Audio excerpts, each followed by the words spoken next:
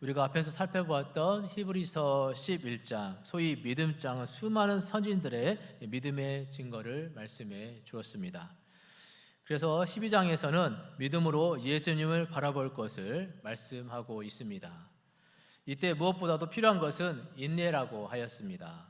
우리는 인내로서 이 믿음의 경주를 달려가야 합니다. 때로는 이 신앙의 길에 하나님의 징계도 있습니다.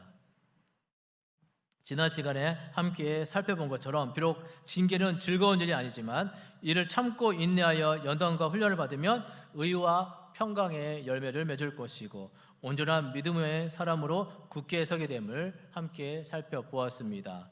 그래서 피곤한 손과 연약한 무릎을 일으켜 세우라는 말씀을 함께 묵상했습니다.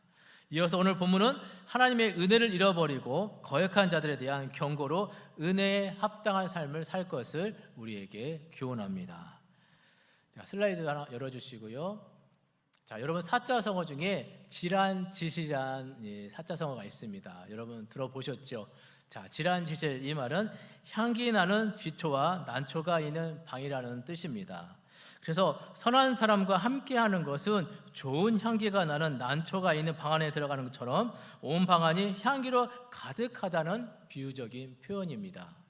마찬가지로 우리의 마음이 하나님께로부터 은혜를 받을 때에는 우리 마음이 향기를 피워나게 되고 우리 생활이 향기를 풍기게 되며 무언의 감화를 줄 수 있는 높은 자리까지 우리 신앙이 올라가게 되는 것입니다. 하나님께서는 모든 사람에게 다 은혜를 내려주시기를 원하십니다. 믿으십니까? 그러나 우리 마음이 길바닥 같거나 바위들처럼 굳으면 하나님의 은혜가 임할 수 없습니다. 그래서 우리 마음이 부드러워야 하나님의 은혜를 받게 되는 것입니다. 그리고 우리 죄를 회개해야 은혜가 우리 마음속에 미치는 것입니다. 우리 마음이 돌처럼 굳은 그대로만 있다면 하나님의 은혜는 내리지 못합니다. 강팍한 마음이나 나만 옳다고 하는 독선적인 마음에는 하나님의 은총이 내릴 수 없습니다. 내 잘못을 깨닫고 돌이켜서 하나님 앞에 돌아오는 그 마음 위에만 하나님의 은혜가 내리는 것입니다. 여러분, 이슬이 어떤 곳에 많이 내리는 줄 여러분 아십니까? 산골짜기에 많이 맺히고 내린다고 합니다.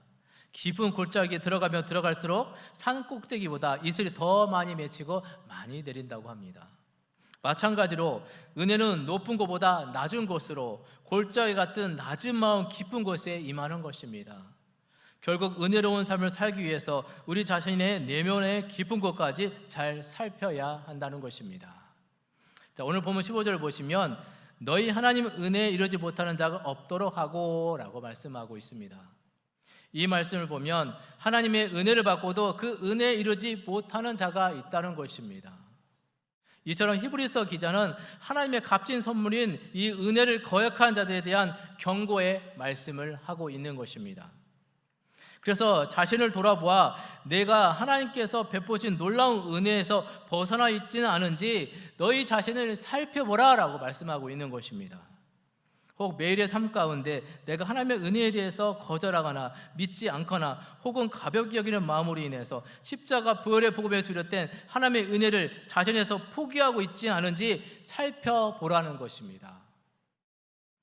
그런 측면에서 오늘 본문을 통해 오늘 나는 하나님께 받은 은혜에 합당한 삶을 살고 있는가? 이 질문을 여러분과 함께 살펴보도록 하겠습니다. 자, 오늘 본문은 은혜에 합당한 삶을 살기 위해 우리가 가져야 할 것들과 버려야 할 것들에 대해 말씀합니다. 자, 첫 번째 슬라이드 열어주시고요. 같이 한번 읽어볼까요? 시작. 은혜에 합당한 삶을 위해 화평함과 거룩함을 따르라. 우리가 은혜에 합당한 삶을 살기 위해서 화평함과 거룩한 삶을 따라야 한다는 것입니다. 본문 14절 같이 한번 읽어보도록 하겠습니다. 14절 시작. 모든 사람과 더불어 화평함과 거룩함을 따르라. 이것이 없이는 아무도 주를 보지 못하리라. 하나님께서 복음을 통해서 우리에게 베푸신 구원의 은혜, 이 놀라운 선물을 받은 우리가 이에 보답한 삶을 산다고 할 때 그 첫 번째는 화평함을 이루는 삶을 사는 것입니다. 자, 우리는 예수 그리스도의 희생을 통해서 하나님과 화평을 이루었습니다. 죄로 말미암아 갈라지고 나누어지고 단절되었던 하나님과의 관계가 예수 그리스도를 통해서 이어졌습니다. 그리고 이렇게 하나님과 화평을 이루는 우리는 사람과도 화평을 이루며 살아갑니다. 그래서 십자가 은혜는 위로는 하나님, 옆으로는 사랑과의 화평을 이루는 놀라운 구원의 선물인 것입니다. 따라 이 십자가 은혜를 경험한 이들은 하나님께서 자기에게 베푸신 은혜가 얼마나 큰 것인가를 알기 때문에 그 은혜를 가지고 동일하게 주위 사람들을 사랑하며 헌신하며 봉사하게 되는 것입니다. 자발적으로 헌신하게 되는 것입니다. 은혜 받은 사람의 모습은 그 사람이 다른 사람을 어떻게 대하는지를 통해서 알 수가 있는 것입니다. 은혜 받은 사람은 결코 사람 앞에서 교만하지 않습니다. 사람을 경멸하거나 낮게 보지 않습니다. 오히려 하나님의 마음, 곧 사랑과 긍휼의 마음을 가지고 사람을 대하게 되는 것이죠. 이것이 곧 모든 사람과 더불어 화평한 은혜를 잊지 않는 사람, 은혜를 잃어버리지 않는 사람의 모습입니다. 오늘 여러분들의 모습이 되시길 축복합니다. 여러분, 원래 은혜라는 단어, 카리스는 기쁨이라는 단어 카라와 함께 원어적으로 한 어근에서 나온 말입니다. 그러니까 은혜와 기쁨은 한 단어, 하나라는 것이죠. 다 하나님의 선물입니다. 마음에 은혜가 넘치면 기쁨이 넘치는 것이고요. 그러나 은혜가 사라지면 마음의 기쁨이 사라지고 어둠과 피곤과 짜증나는 인생을 살아가게 되는 것입니다. 그래서 카리스와 카라의 관계는 은혜가 기쁨의 원인이 되고 기쁨이 감사의 표현으로 확장된다는 식으로 보면 되는 것입니다. 여러분, 우리의 마음은 마치 공장과 같습니다. 은혜라는 원자재가 마음의 공장에 들어가면 가공이 되어서 무엇이 생산되겠습니까? 기쁨이란 제품이 생산되는 것입니다. 오늘 여러분 마음속에 은혜가 충만하여서 매일 여러분 삶 속에 기쁨이 매일매일 생산되는 은혜가 있으시기를 주의 이름으로 축복합니다. 요한복음에는 이 은혜가 예수님 위에 넘친다라고 표현을 하고 있습니다. 요한복음 1장 14절을 보시면 같이 한번 읽어볼까요? 시작. 우리가 그 영광을 보니 독생자의 영광이요 은혜와 진리가 충만하더라. 아멘. 여러분, 은혜가 어디에 있습니까? 바로 예수님께 있습니다. 예수님의 은혜와 진리가 충만하신 분이십니다. 요한복음 1장 16절 읽어보도록 할까요? 시작. 우리가 다 그의 충만한 데서 받으니 은혜 위에 은혜로라. 할렐루야. 예수님은 은혜 위에 은혜이신 분이십니다. 그리고 그 은혜가 끊이지 않게 하시는 은혜 그 자체가 되시는 분이십니다. 그래서 은혜는 흐르는 강물과 같습니다. 그 물은 계속해서 흐르지만 그러나 흐르는 그 강물은 어제의 그 강물이 아닙니다. 어제의 강물은 이미 흘러가 버렸습니다. 그럼에도 여전히 강물은 흐르고 있습니다. 은혜는 계속해서 주어지고 어제 받은 은혜는 지나가지만 그러나 우리가 예수님 안에 거하게만 한다면 그 은혜는 계속해서 우리에게 주어지는 것입니다. 여러분, 밥을 먹으면 그 밥이 소화가 되어 영양분이 되어서 우리의 몸과 영혼에 힘을 공급하듯이 은혜의 양식을 먹으면 우리에게 힘이 생기는 것입니다. 어떤 힘이 생깁니까? 우리가 죄악을 이겨내고 어려움을 이겨내고 계속해서 우리 안에 기쁨을 공급해 주는 것입니다. 사랑하는 여러분, 오늘 우리는 하나님께서 주신 은혜로 말미암아 화평함을 이룰 수 있습니다. 사람과 잘 지내는 것도 내 힘으로는 부족합니다. 우리 안에 은혜가 있어야 하는 것입니다. 자, 그 다음으로 거룩함을 따르라 라고 합니다. 모든 사람과 화평함과 더불어 추구할 덕목으로 거룩함을 덧붙이고 있습니다. 여러분, 거룩함이란 무엇입니까? 하나님께 구별됨이죠. 거룩함을 따르라는 말은 하나님 백성다운 구별된 삶을 살아야 한다는 것입니다. 그러므로 모든 사람과 화평함을 추구해야 하지만 동시에 하나님의 백성으로서 거룩한 특성들은 확실히 간직하고 있어야 한다는 것입니다. 우리는 하나님의 은혜로 말미암아 구원받은 하나님의 자녀가 되었습니다. 믿으시죠? 죄로 구별된 존재들입니다. 결코 죄와 가까이 할 수 없는 존재가 되었습니다. 세상과 결코 짝할 수 없는 존재들입니다. 성경은 거룩함, 곧 하나님의 백성으로서 구별되며 여러 가지 표지들을 여러 모양으로 잘 가르쳐 주고 있습니다. 그러니 그것들을 우리가 잘 알고 지켜야 한다는 것입니다. 오늘 여러분과 우리는 하나님의 아들이신 우리 주님께서 친히 본을 보이시고 가르쳐 주신 바대로 늘 정결하고 친절하고 사랑하며 자비롭고 의롭고 착하고 진실한 말과 행실함을 가지며 하나님과 우리 구주 예수님을 뜨겁게 사랑하며 섬기는 사람들이 되었으면 좋겠습니다.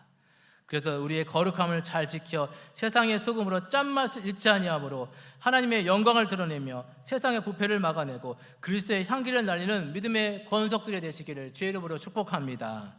이것이 바로 은혜에 합당한 삶을 살아가는 자의 모습입니다. 하나님의 은혜에 합당한 삶을 산다는 것은 한편으로는 모든 사람과 화평을 누리며 다른 한편으로는 거룩함을 따르는 삶을 살아가는 균형된 삶을 말하는 것입니다. 그래서 14절 하반절을 보시면 화평함과 거룩함을 따른 삶이 없으면 아무도 주를 보지 못한다라고 하였습니다. 그렇다면 주님을 볼 수 있는 사람은 누구입니까? 우리가 주를 보지 못하는 것은 은혜를 잃어버렸기 때문입니다. 그래서 화평함과 거룩한 삶의 균형을 이루는 삶을 사람들은 주님을 보게 되는 줄 믿습니다. 이것이 바로 은혜의 삶을 살고 있는 사람들의 모습이라는 것이죠. 여러분, 교회 다닌다고 그리스도인으로 바르게 사는 것은 아닙니다. 그리스도인이 은혜를 잃어버리면 화평함도 거룩함도 잃어버린 이것도 저것도 아닌 마치 무늬는 그리스도인의 모습을 하고 있지만 그리스도인의 능력을 잃어버린 사람의 모습이 되어버린다는 것입니다. 반대로 화평함과 거룩함으로 사는 삶이 바로 은혜로운 삶이며 그것을 통해 내가 하나님의 백성임을 드러내는 것이며 모든 사람이 그 은혜 받은 백성, 하나님의 백성임을 알게 되는 것입니다. 여러분, 세상 사람들이 하나님을 보는 것, 만나는 것은 바로 믿는 사람을 통해서입니다. 믿는 사람들의 은혜로운 삶, 거룩한 삶, 화평을 이루는 삶을 통해서 하나님을 만날 수 있다는 것입니다. 오늘 여러분들의 균형이 있는 믿음의 삶을 통해서 여러분이 먼저 은혜를 누리시고 여러분의 은혜로운 삶을 통해서 많은 사람들에게 예수님을 증거하시는 은혜가 있으시기를 주님의 이름으로 축원합니다. 자, 두 번째 같이 읽어보도록 하겠습니다. 시작. 은혜에 합당한 삶을 위해 쓴뿌리를 제거하라. 자, 우리가 은혜에 합당한 삶을 위해 쓴뿌리를 제거해야 합니다. 자, 15절 말씀 읽어보도록 하겠습니다. 시작. 너희는 하나님의 은혜에 이르지 못하는 자가 없도록 하고 또 쓴뿌리가 나서 괴롭게 하여 많은 사람이 이로 말미암아 더럽게 되지 않게 하며. 자, 신명기 29장 18절 이하의 말씀 보면 독초와 쑥의 뿌리가 너희 중에 생겨서 이런 말씀이 나옵니다. 자, 신명기 29장 18절부터 21절을 한번 교독해서 읽어보도록 하겠습니다. 제가 18절 읽습니다. 너희 중에 남자나 여자나 가족이나 지파나 오늘 그 마음이 우리 하나님 여호와를 떠나서 그 모든 민족의 신들에게 가서 섬길까 염려하며 독초와 쑥의 뿌리가 너희 중에 생겨서 이 저주의 말을 듣고도 심중에 스스로 보고 빌어 이르기를 내가 내 마음이 완악하여 젖은 것과 마른 것이 멸망할지라도 내게는 평안이 있으리라 할까 함이라. 여호와는 이런 자를 사하지 않으실 뿐 아니라 그 위에 여호와의 분노와 질투의 불을 부으시며 또 이 책에 기록된 모든 저주를 그에게 더하실 것이라. 여호와께서 그의 이름을 천하에 지워버리시되. 같이 읽겠습니다.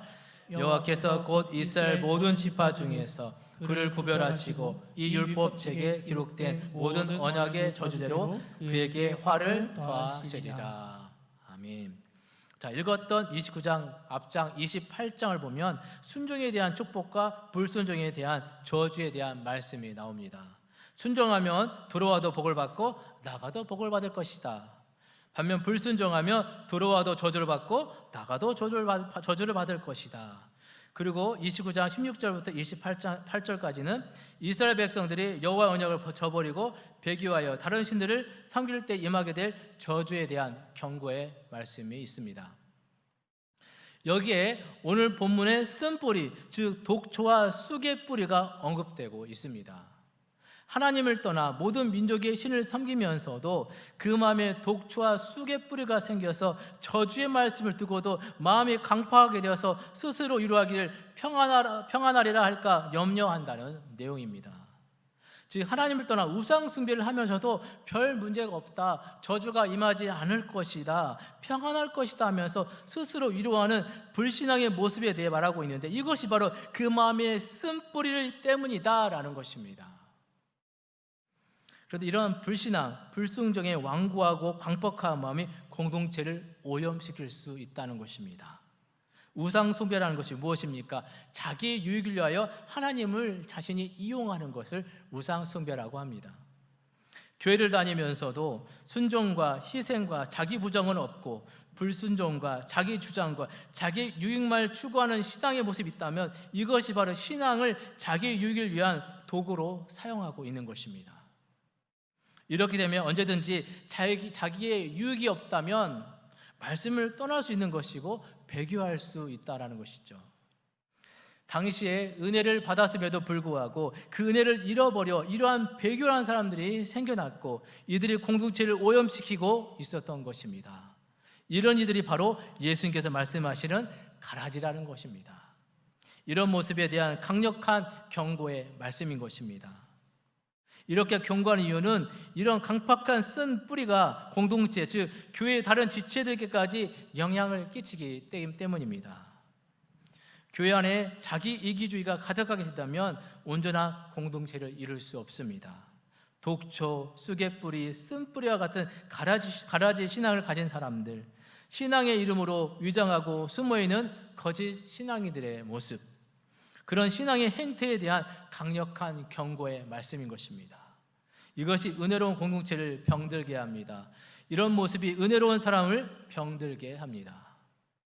오늘 우리도 이런 신앙을 버리지 않으면 은혜로운 삶을 살아갈 수가 없다라는 것입니다. 그래서 오늘 우리도 살펴야 합니다. 우리 속에 불순종과 이기적이고 자기 유익만 추구하는 신앙의 모습, 이런 쓴뿌리가 있지는 않은지, 은혜에 합당한 삶을 살기 위해서 이런 모습을 버려야 한다는 사실 여러분 분명히 기억하시기를 바랍니다.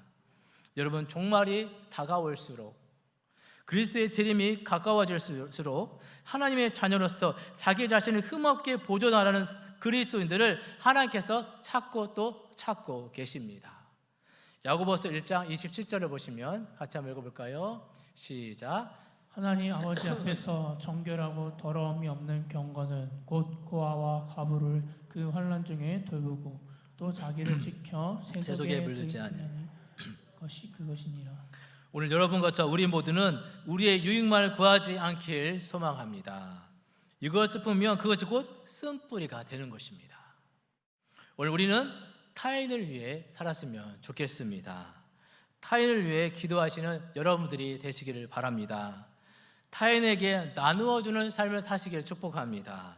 이것이 바로 예수님이 십자가에 보여주신 희생의 사랑이라는 것입니다.